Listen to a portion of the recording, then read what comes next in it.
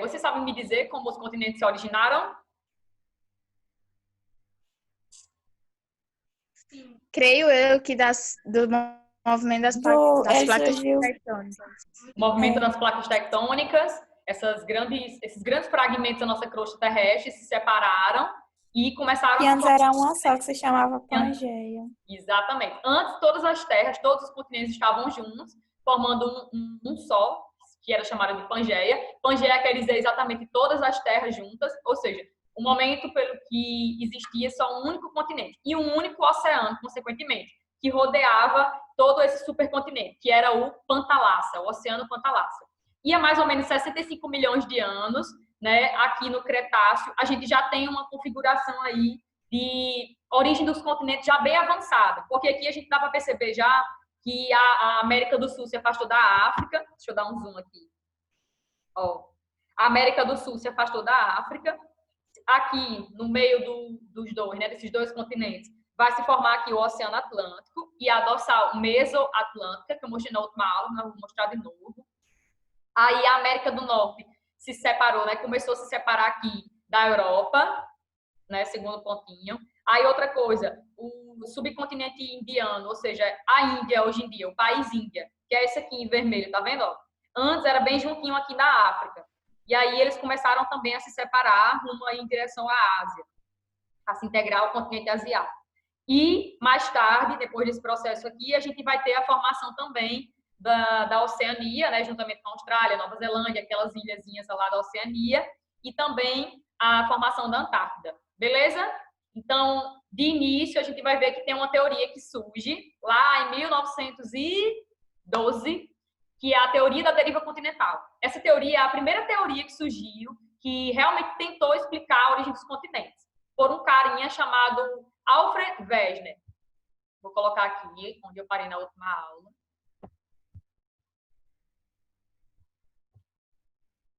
Mas antes do Wegener, já se existia uma certa possibilidade, né? Alguns geógrafos, alguns cartógrafos, eles já observavam o encaixe perfeito dos continentes, levando a crer que um dia todos estariam juntos formando um só. Então, é por isso que no século XVI, né, lá no período das grandes navegações, já o Abraham Ortelius, ele observou o formato, né, perfeito ali que se encaixava da América do Sul com a África. E, né, ele já meio que já pensava aí que um dia estariam juntos. No século XVIII, Benjamin Franklin escreveu que a crosta terrestre devia ser como uma casca de um ovo, né, bem frágil, e que pudesse quebrar e se deslocar em virtude do movimento dos fluidos abaixo dela. Isso no século XVIII. Então, que fluido seria esse que ele falava aí? Né, que ele não soube explicar de certa forma que fluido era esse que estava abaixo da crosta, da nossa crosta, que nós pisamos, que nós vivemos sobre ela. Seria o magma, né? O magma que está no manto, exatamente. Já no século XX é quando a gente vai ter realmente a certeza, né, da origem dos continentes. Somente há um século atrás, ou seja, no século passado, a gente vai ter realmente a confirmação de como os continentes se originaram. Com esse carinha aqui chamado de início, né, o Alfred Wegener, ele criou a primeira teoria para tentar explicar a origem dos continentes, que é a teoria da deriva continental. Deriva quer dizer algo que se desloca, está se deslocando, derivando, se movimentando. Então, deriva seria o movimento dos continentes, deslocamento dos continentes. Então, em 1912, esse alemão, Alfred Wegener, ele criou essa teoria, mas ele não soube explicar quais forças faziam com que esses continentes se movessem. Ele não soube explicar. Ele pensava que era a força do Sol, da Lua, das marés, mas não sabia exatamente o que fazia com que esses continentes se separassem. E ele também foi um dos primeiros a falar da questão da Pangeia, né? Ele dizia que existia um passado aí remoto da Terra, existia todos os continentes juntos, formando um só, a Pangeia, e que um processo aí, que ele não soube explicar o quê? Uma força aí, fez com que esses continentes se separassem. Beleza. Depois do Alfred Wegener, surgiram outros cientistas que tentaram meio que ampliar as explicações do Alfred Wegener. E esses cientistas, eles começaram a meio que corroborar, né, para a teoria da deriva continental. Ou seja, colaborar, ajudar a melhorar lá o conceito da deriva continental. E aí, eles disseram o seguinte, que quando há 65 milhões de anos, mais ou menos, na verdade até um pouco antes disso, quando os continentes começaram a se formar, a se originar, o que é que aconteceu? De início, se formou dois grandes supercontinentes, que seriam chamados de Gondwana e Laurásia. Gondwana ficava ao sul e Laurásia ao norte. E depois disso, né, os continentes começaram a se fragmentar cada vez mais, dando origem aos nossos continentes atuais: América, Europa, África, Ásia, Oceania e Antártida. Mas aí a gente só vai ter uma certeza mesmo do que aconteceu, né, tipo, da origem dos continentes, apenas mais ou menos a partir da Segunda Guerra Mundial, né? E a gente vai ver que na segunda década do século XX, lá por volta da década de 20, a gente vai ver que vão surgir novas tecnologias no âmbito da exploração do assoalho oceânico. Ou seja, o homem vai descobrir a origem dos continentes estudando o fundo dos oceanos. Assoalho quer dizer o fundo. Quando eu falar assoalho oceânico, eu estou falando do fundo dos oceanos. Então, com o descobrimento, o aperfeiçoamento, de certa forma, das técnicas, das tecnologias que fizeram com que o homem começasse a estudar mais, a intensificar mais os estudos em relação à origem dos continentes, e através disso começou a se estudar mais, a se ampliar mais o conhecimento do assoalho, do fundo dos oceanos, nós tivemos uma certeza aí da origem exata dos continentes, de como eles teriam se formado, se originado. Mas uma coisa que a gente tem que saber antes disso é que já na explicaçãozinha do Alfred Wegener, da teoria da deriva continental e de outras pessoas que vieram depois dele, antes da teoria da tectônica de placa, a gente já tinha uma ideia, já se tinha uma ideia no mundo que com o afastamento dos oceanos, com o afastamento dos continentes, alguns continentes, alguns territórios passaram a se chocar de forma direta, né? E esse choque aí desses continentes, dessas áreas no mundo, começou a se formar grandes cadeias de montanhas. Ou seja, o movimento convergente de duas grandes placas tectônicas formaram-se aí, deu origem a grandes a grandes cadeias de montanhas. Tá confuso ou não? Tá tudo bem? Tá de boa. Pronto. Então, foi somente na segunda década do século XX, quando surgiram novas tecnologias para se estudar o fundo dos oceanos, o assoalho, que o homem realmente começou a ter mais certeza da origem dos continentes. Vou passar aqui. Eu falei na última aula que o Wegener, né, o Alfred Wegener, em 1912, quando ele criou a teoria da deriva continental, ele começou a observar três coisas. Ele começou a perceber que fósseis de animais foram encontrados tanto na América do Sul quanto na África, levando a crer que esses mesmos tipos de espécies, eles circulavam, né, nesse território aí, que era junto, ou seja, a América do Sul junto com a África. Começou a observar também que rochas, tipos rochosos, tipos de rochas, os mesmos tipos de rochas que eram encontrados na América do Sul também foram encontrados na África, levando a crer, mais uma vez, que estavam juntos. E ele também levou a crer em outra coisa, ele começou a perceber outra coisa, que estruturas de climas frios foram encontradas em áreas de climas quentes. Ou seja, que com a movimentação tectônica fez com que essas áreas, de certa forma, fossem modificadas. Por quê? Porque houve uma separação. Beleza? Então, essas três coisas aí, de acordo com o Wegener, ele teria explicado a origem dos continentes. Mas ele errou no fato de que ele não soube explicar a força que fazia com que esses continentes se movimentassem.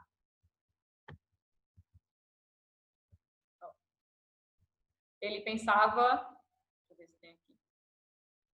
Ele pensava que, na verdade, os continentes eles eram afastados pelas forças da maré, né, do Sol e da Lua. Mas, tipo, não tinha nada a ver com isso, não tem nada a ver. E aí, principalmente na Segunda Guerra Mundial, para efeitos de guerra, o homem começou a estudar cada vez mais o fundo dos oceanos, o assoalho oceânico. Professora, se o homem começou a estudar mais o fundo do oceano, então isso levou a crer que o homem passou a ter maior conhecimento sobre as placas tectônicas, não é isso? Exatamente. O homem começou a descobrir as placas tectônicas, na verdade. E por que tudo isso? Quando o homem começou a estudar mais o fundo dos oceanos, ele realmente estava interessado em descobrir a origem dos continentes? Não, não estava. De início não era isso, né? Isso não era o principal objetivo. A geografia serve de início para fazer a guerra, não é isso?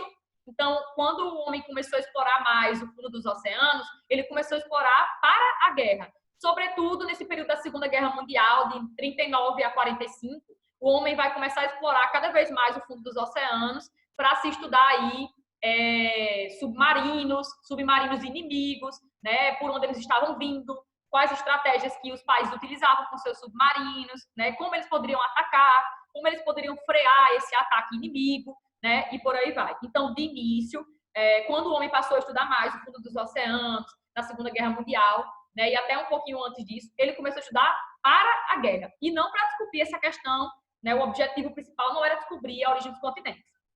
Mas, com o mapeamento da dorsal mesoatlântica, que é essa dorsal aqui, ó, lembra que eu falei na última aula que quando a América se afastou da África, se formou nessa região aqui uma grande cadeia de montanhas no fundo do oceano, no assoalho oceânico, chamado de dorsal mesoatlântica. Meso, né, que exatamente está ali no meio do Oceano Atlântico. Então, no meio do Oceano Atlântico existe uma grande cadeia de montanhas, mas que é submersa, né, pela água. Mas, enfim, isso aí se formou com a separação dos continentes. Então, o homem, nesse período da Segunda Guerra Mundial, passou a mapear cada vez mais, a estudar, a observar através da detecção do som, detecção sonora. Foi descoberto o eco que era produzido através do relevo que existia no assoalho oceânico. Só para vocês terem uma noção, existe relevo tanto terrestre quanto relevo submarino.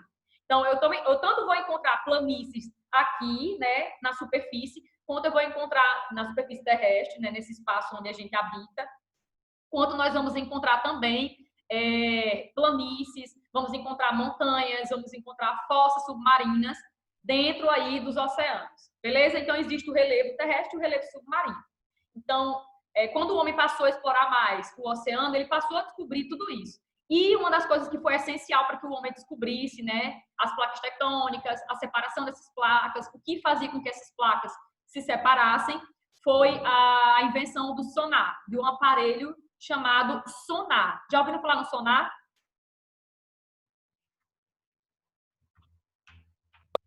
Já é tipo já. Um pulso que dá dentro do mar, que dá para ver tudo que mar. tem. Tem nos barcos. Já vi nas minhas séries de sereias, são perfeitos. É a propagação do som para detectar as formas de relevo, né? Também. Por aí, ou seja, por aí. Através do sonar dá para você obter informações acerca do que existe no fundo dos oceanos. Tipo, o som que é emitido do relevo, o som que pode ser emitido através da movimentação das placas, o ruído que isso gera. Enfim, tudo isso dá para detectar através do sonar. E aí, e sem contar que o livro de vocês vai falar de um tipo de sonar que surgiu depois, chamado sonar multifeixe. O sonar multifeixe, que ele é um pouco mais aperfeiçoado, ele consegue tornar possível reconhecer a topografia, ou seja, o relevo, a superfície do relevo, da zona sondada e obter informações sobre a dureza dos materiais e sua extensão. Olha aí, esse tipo de sonar chamado sonar multifeixe, ele consegue obter aí o tipo de relevo, a dureza desse relevo, o tipo de rocha, né, se é muito resistente ou não é muito resistente, e a extensão também da área, o tamanho da área.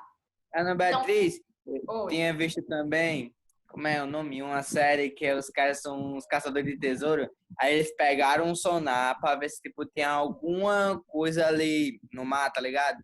Aí tinha tipo uma forma geométrica triangular que eles descobriram pelo sonar. Pelo sonar. Porque o sonar, ele detecta todos os sons, né, que existem no fundo dos oceanos. Todos. Né? Todos que o aparelho consegue ali detectar de forma mais rápida. Mas, enfim, ele é muito eficaz para o estudo do fundo dos oceanos, das formas de relevo, da movimentação das placas, dos maremotos que ocorrem, né? Enfim, tudo isso. E aí, com tudo isso, a gente começou a perceber que os geólogos descobriram que quase todos os terremotos no Oceano Atlântico ocorreram próximos a esse Vale Rift. Eita, que Vale Rift é esse? Quando o ser humano começou a estudar muito as dorsais submarinas e, sobretudo, a dorsal mesoatlântica, essa daqui, ó. Vou botar depois. Isso. Quando o ser humano começou a estudar essa grande cadeia de montanhas que existe aqui no meio do Oceano Atlântico, o que é que começou a ocorrer? Começaram a perceber que eles descobriram um vale profundo na forma de fenda, que é chamado de rift. rift é como se fosse realmente um grande buraco, digamos assim, uma fenda enorme no fundo do oceano. E todo rift, toda grande fenda, ela é ativa, né? Tectonicamente ativa. Porque aquela área, na verdade, foi formada, aquela fenda, aquele rift, aquele buraco, foi formado pela movimentação das placas. Então, aquilo ali se torna um falhamento tectônico, chamado de falhamento tectônico. E aquele falhamento tectônico, ele é ativo. Então, quando as placas se separam, existe ali uma propagação de um tremor, né? De um tremor forte. Né? Que dependendo do tremor, pode ter um grau de magnitude maior ou um grau de magnitude um pouco menor. E aí, o ser humano começou a descobrir, né, o falhamento tectônico e começou a perceber que, a partir da Segunda Guerra Mundial, com o estudo do fundo dos oceanos e tudo mais, realmente a teoria que explica a origem dos continentes é a teoria da tectônica de placas. Então, o ser humano percebeu o seguinte, os cientistas perceberam o seguinte, que as placas tectônicas são enormes blocos da nossa crosta terrestre que estão fragmentadas. E elas se separam por ano, em média 2 a 3 centímetros. E elas se separam por quê? Porque essas placas tectônicas, a nossa crosta terrestre fragmentada, ela está se separando justamente porque embaixo dela existem umas correntes de convecções no manto. Então, o magma que está abaixo, a lava vulcânica, que está abaixo da crosta, faz com que a movimentação desse magma, certo? De certa forma, em círculos, chamados as correntes de convecções do manto. Essas correntes de convecções do manto seria mais ou menos o quê? Imagine que você está fervendo uma água. O que é que acontece quando você observa esse fervimento? A água faz o quê? Qual o movimento daquele líquido? Não é assim, ó? Fica fazendo meio que um círculo. Tipo, o vapor mais quente, ele tende a subir e o menos quente, ele tende a descer, fazendo correntes de convecções. No manto, funciona da mesma forma. Imagine que a lava, digamos assim, o magma mais quente, ele fica subindo, ascendendo, próximo da nossa crosta, e o magma um pouco mais frio, menos quente, na verdade, menos quente, ele desce, fica fazendo corrente de convecção. Então, através da teoria da tectônica de placas, descobriram o seguinte, que as placas tectônicas, juntamente a nossa crosta terrestre fragmentada, ela fica se movimentando em cima da camada aí superior do manto terrestre. E o que faz com que essas placas tectônicas se movimentem é justamente as correntes de convecções do manto, né? O movimento de ascender, né, do magma chegar até a superfície e dele retornar para o manto. Sempre esse movimento cíclico, chamado correntes de convecções do manto. Ô, professora, Oi. me tira uma dúvida sobre o negócio da deriva continental. Aquele geólogo, é geólogo, né, o nome? Sim, geólogo. Pronto. Ele sabia que as massas continentais estavam se separando ao longo do tempo, mas não sabia o que fazia elas se movimentar, não é isso? Exatamente. É isso mesmo. Ele sabia, porque ele estudou 3 coisas, né? Ele teve 3 evidências. Começou a estudar os fósseis, que foram encontrados em 2 continentes, na América do Sul, parte da América do Sul e na África. Estudou os tipos de rochas que eram encontrados nos 2 locais também. E estudou também a questão de estruturas geológicas. Estruturas geológicas de clima frio foram encontradas em áreas de clima quente, levando a crer que um dia aquilo ali poderia estar junto e foi separado. Beleza? Mas ele não soube explicar a força que fez com que esses continentes se separassem. Aí, né, no período da Segunda Guerra Mundial, sobretudo na segunda metade do século XX, surgiu a teoria chamada teoria da tectônica de placas. Deixa eu ver se eu coloquei aqui. A partir da década de 1950, muitas pesquisas foram feitas no fundo dos oceanos, em grande parte com o objetivo de descobrir riquezas minerais. E além das riquezas minerais, para a questão do ataque, né, do inimigo, antes aí no período da Segunda Guerra Mundial. Mas elas também deram origem a mapeamentos detalhados do assoalho dos oceanos, ou seja, assoalho quer dizer fundo, do fundo dos oceanos, o que ampliou muito o conhecimento que se tinha a respeito da crosta terrestre. Assim, surgiu a teoria das placas tectônicas, que na verdade é um aprimoramento da antiga teoria da deriva dos continentes. A teoria da deriva dos continentes, ela não está totalmente errada. O que é que tem de erro ali? É porque ele não soube explicar as forças, né? Tipo, a força que fez com que os continentes se separassem. Ele não soube. Mas o que ele estava estudando tinha totalmente lógica, através das evidências que ele estudava. Segundo ela, segundo a teoria da tectônica de placas, a nossa litosfera, essa camada sólida externa que nós vivemos sobre ela, é formada por várias porções ou placas, sobre as quais se encontram os continentes e os assoalhos dos oceanos, ou seja, o fundo dos oceanos, que também faz parte da nossa litosfera.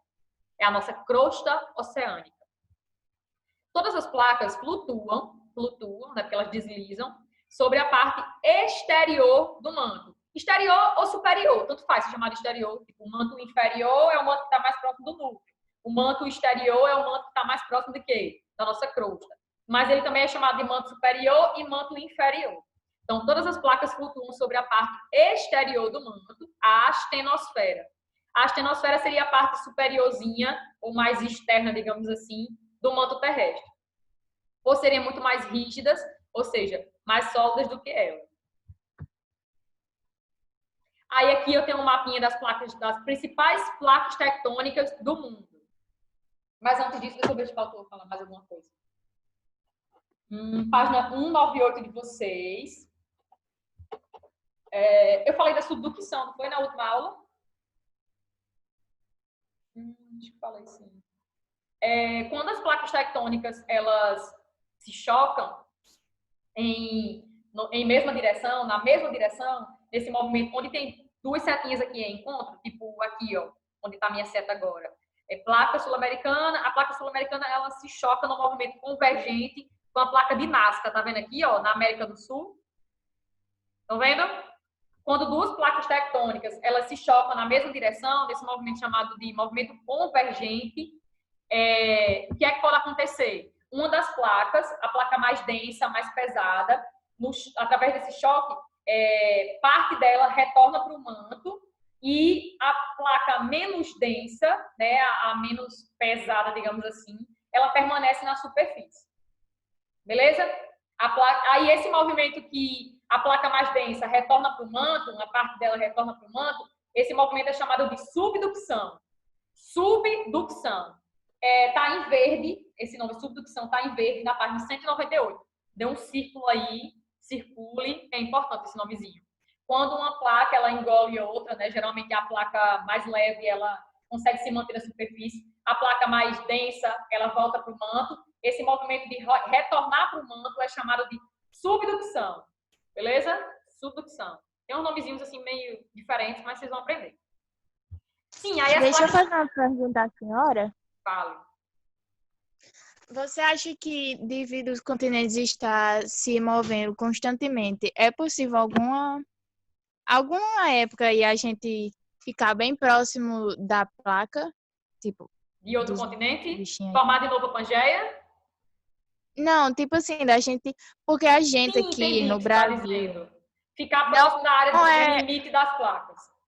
Isso. Né? Tipo assim, ó. No caso, a placa tectônica, as duas placas tectônicas que estão aqui se limitando no meio do Oceano Atlântico, é a placa sul-americana, no caso o Brasil está mesmo no centro da placa sul-americana, e a placa africana, elas estão se divergindo, né? Eu não falei, mas existem 3 tipos de movimentos de placas tectônicas. Eu já falei isso. Divergente, convergente. E transformante, ou transcorrente, que é quando as placas elas deslizam, tipo assim, se choca na horizontal, dá uma deslizadazinha. Tem um filme muito conhecido que ele fala da falha de San Andreas nos Estados Unidos, na Califórnia, que é mais ou menos por aqui, ó, nos Estados Unidos. O nome do filme é Eu já vi esse filme. eu acho, uma coisa massa assim. esse filme. É massa, muito bom. Pronto, quem não conhece, procure aí na internet. Acho que o nome dele é Terremoto. Procure falha de San Andreas nos Estados Unidos, filme. É muito massa. Essa falha lá dos Estados Unidos é uma falha transformante. Geralmente, esse mapa que eu estou mostrando aqui para vocês, das principais placas tectônicas do mundo, todos os movimentos que a gente vai ver aqui, ou são movimentos convergentes, tipo assim, na mesma direção, as placas se chocando na mesma direção, ou são movimentos divergentes, onde as placas tectônicas elas se separam em movimentos aí contrários. Uma vai para um lado, outra vai para o outro. Aí Maria perguntou exatamente em relação à posição do Brasil. Espera aí. Será que um dia o Brasil pode ficar próximo desse limite aqui de placas? Aí você tem que ver uma coisa. Isso não vai acontecer, por quê? Porque o Brasil está se afastando da África todos os anos, por causa desse movimento aqui, ó, entre essas duas placas. A placa sul-americana está vindo para oeste, digamos assim, né? E a placa africana está indo para o leste. Então, está havendo uma separação aí. Então, o Brasil não vai ficar próximo aqui desse limite, não, tá entendendo? Mas, no futuro, né, todo esse território aqui que corresponde à América do Sul vai se juntar novamente, formando aqui uma outra Pangeia. Deu para entender mais ou menos? Sim, aí o Brasil é um território, é um país que, como fica localizado no centro de uma placa tectônica, quando a gente diz assim, o Brasil se localiza no centro da placa tectônica, quer dizer o seguinte, que nós estamos distante dos choques de placas tectônicas. Que choque? Esse choque aqui, ó, do mouse que eu estou botando agora, o choque entre que está no meio do Oceano Atlântico, da placa sul-americana com a placa africana, e o Brasil também está longe, de certa forma, desse outro encontro aqui, ó, da placa de Nazca com a placa sul-americana. A placa de Nazca... Imagina o Brasil do terremoto, do jeito que a gente já estamos lascados assim, imagina um terremoto ainda. Pois é, né? E a situação ia ser mais bad, né? Um dia desse passou na televisão sobre um canto que estava enfrentando, além da pandemia, enfrentou um deslize, acho que foi um deslize. Brasil? Hã? Brasil? Do Brasil? Não me lembro quanto, eu sei que passou. Tá. No Brasil pode ter terremoto? Pode ter terremoto no Brasil? Acho que pode. Pode. Já ocorreu terremoto no Brasil? Ocorre terremoto no Brasil? Ocorre, não, né? porque como não, você disse, elas movem, podem mover, mas lá no fundo, a não atingir a terra. Mas se dentro do território brasileiro existirem falhamentos tectônicos, tipo restos aí da separação da América do Sul com a África, será que nesses locais que tem falhamento tectônico, falhas geológicas, não tem terremoto? Não pode ocorrer terremoto? Quando essas placas tectônicas estão aí se eu acho que pode. separando? Pode, né? Toda falha tectônica, ela é ativa, ela é passível de ter terremoto. Então, no Brasil, vocês vão ver que tem um grande falhamento tectônico aqui no Nordeste. Tem uma cidade aqui no RN, que é bem famoso, essa cidade é bem famosa, chamada João Câmara. Já ouviram falar em João Câmara, no RN? É a cidade que tem os maiores terremotos aqui na nossa região, no Nordeste todinho, inclusive no Brasil também. Só ocorreu, eu não lembro qual foi o maior terremoto que teve no Brasil, mas foi 5 ponto alguma coisa na escala Richter. A escala Richter que vai até 10, né? Tipo, nunca teve um terremoto 10 na escala Richter, é sempre 9 alguma coisa. Mas o maior número de terremotos, desses que tem uma magnitude maior, mais forte, são terremotos que ocorrem aqui no Pacífico, nesse território aqui do Pacífico, onde pega um pouquinho da Ásia, da Oceania. O que teve lá no filme, A Falha de Sanders, ele pode ser considerado um 10? Que tipo... Não. Vixe, mas eu não lembro. O do filme, se quer dizer, não é isso? Porque destruiu tudo lá. Não, mas nunca teve 10. Seria ficção. Tipo, um terremoto na escala Richter 9, deixa eu ver se eu coloquei aqui nesse slide. Para mim, eu coloquei a escala Richter. Deixa eu tirar. Escala 10, 9, ele já tem um poder de destruição muito grande. Coloquei, beleza. Ó, estão vendo, né? A intensidade de um abalo sísmico. Abalo sísmico é o quê? Um terremoto ou um maremoto. Terremoto quando ocorre na superfície terrestre, né, nessa parte continental. A aula vai encerrar. Falta 2 minutos aqui no meu. Vai rolar, vai dar certo. Pronto, terremoto. A chamada você vai fazer? Não, gata, tem outra aula. Ah, tá. Tem 2 aulas hoje. Sim, um abalo sísmico ele pode ser tanto terremoto quanto um maremoto. Terremoto se ocorrer em terra, né, em superfície, no continente ou em ilhas. E maremoto se ocorrer no fundo aí dos oceanos. Aí é um maremoto. Então, maremoto é um abalo sísmico no fundo do oceano, que pode dar origem a tsunamis, que são grandes cadeias de montanhas que podem atingir uma velocidade exorbitante, sei lá, chegar a uns 800 km por hora e atingir diversos metros aí de altura. Beleza? Então, a intensidade de um abalo sísmico é medida pela escala Richter. E tem um aparelhozinho chamado sismógrafo, né? Sismógrafo é um aparelho que ele mede essa intensidade aqui, a escala Richter. Elaborada pelos sismólogos, a escala Richter, né? em 1935. Essa escala vai de 1 a 10, embora esta última magnitude, ou seja, magnitude 10, nunca tenha sido registrada. E realmente não foi, nunca foi. Aí vamos lá. Olha os danos que pode causar, dependendo da magnitude do terremoto, de acordo com a escala Richter. Micro, ó, pode ser micro, se for menor, né? Menor que 2. Muito pequeno, de 2 a 2,9 na escala Richter, é pequeno. Ligeiro, moderado, forte, olha aí, forte, de 6 a 6,9. Eu acho que o maior terremoto que ocorreu no Brasil foi em torno de 5 a 5,9. Já ocorreu um 5,1, se eu não me engano, em João Câmara, aqui perto, né, da nossa região. Faz parte do Rio Grande do Norte, João Câmara. E aí, porque João Câmara justamente está dentro de um falhamento tectônico, uma cidade que está inserida num falhamento tectônico, por causa da separação da América do Sul com a África. Formou um grande rift, né, um falhamento tectônico, que é ativo até hoje. Assim, vamos dizer que um terremoto de magnitude forte, 6 a 6,9, já pode destruir zonas num raio de até 180 quilômetros em áreas habitadas. Olha aí. Grande, de 7 a 7,9, pode provocar danos graves em zonas mais vastas. Importante, de 8 a 8,9, pode causar danos sérios em zonas num raio de centenas de quilômetros. Excepcional, de 9 a 9,9. Esses são os maiores que já foram verificados no nosso planeta. 9 a 9,9. Devasta zonas num raio de milhares de quilômetros. Olha aí. Mas a frequência de ocorrer é em torno de 1 a cada 20 anos. Ou seja, demora, né, um número considerável de anos para ocorrer. Ana Beatriz? Oi.